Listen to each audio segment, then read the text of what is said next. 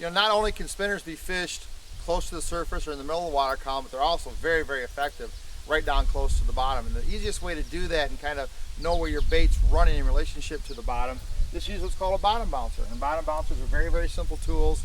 They're simply L-shaped pieces of wire with a weight on them, a long arm on the bottom that's going to kind of tap the bottom.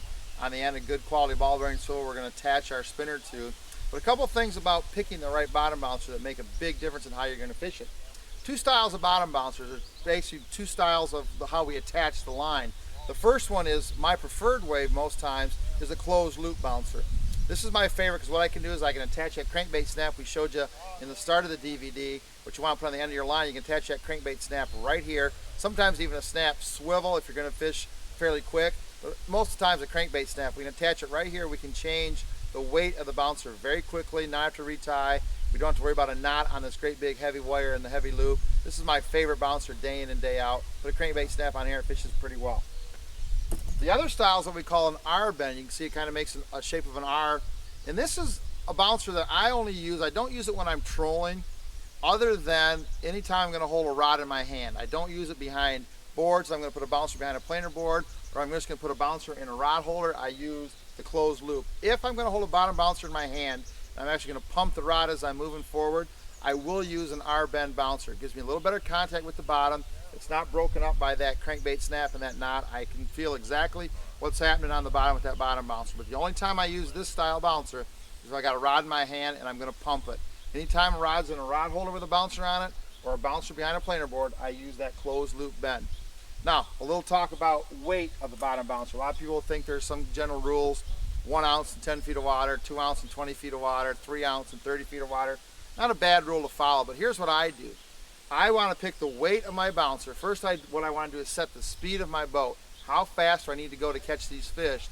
Then what I do is I adjust the weight of my bouncer and pick a bouncer at the speed I'm going that's going to let me keep a 45-degree angle from my bouncer up to the tip of my rod. That 45-degree angle is pretty important. We're going to show you why when we go out on the water and show you how to fish these bouncers. It's important to keep that 45-degree angle so you know how far off the bottom your bouncer is running. So use closed loop or round loop with a crankbait snap if you're going to put a rod with a bottom bouncer in a rod holder behind a planer board. The R bend if you're going to tie direct and actually use this in a rod that you're going to use in your hand and pump it. Bottom bouncers work real good in knowing how far off the bottom your baits are.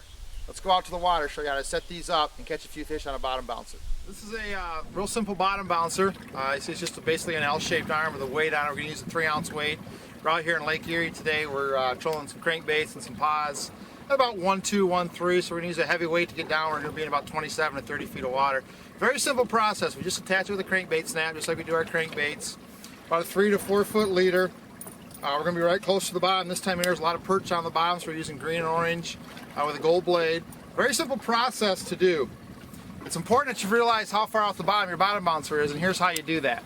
We're on big water, so we're going to use our line counter so we can duplicate what we do. Sometimes if we're inland, we'll use a bottom bouncer in our hand and actually hold the rod and kind of pump it. But fishing big water like this, we're just going to set in a rod holder. So what we do is we reel our bottom bouncer up to the tip of the rod, just like we do with the crankbait, zero out the counter, and we just let the bottom bouncer free fall, a little bit of pressure on our thumb. And what we're going to do is we're going to let it down until it hits the bottom one time, and you'll feel a pretty distinct thud when it gets to the bottom. There it is, it hit the bottom right there. So at 40 feet, we went 30 feet down. Now if I stop there and put it in the rod holder right here, water pressure is going to lift that bouncer about 1.5 feet, almost 2 feet off the bottom. But I want to be closer. The fish we're seeing on the graph are right tight to the bottom. So I'm going to hold it about 10 seconds, let water pressure lift it. I'll let some more line out, still keep my thumb on the spool, just keeping tight pressure.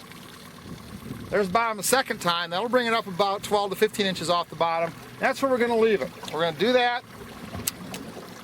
Engage the reel. We're at about 45 feet. Now we're just going to put it in a rod holder. For this type of fish, I like cradle rod holders, so the rod will lay parallel to the water line. We'll leave it just like that. When I see the rod tip load up, I got a fish. That simple.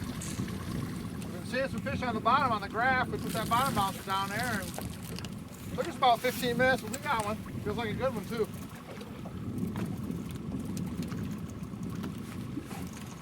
The nice thing about using line counters, that was 47 feet back. I can put this one right back 47 feet. No, it's right where it needs to be, just like fishing a crankbait. 15, Kenny.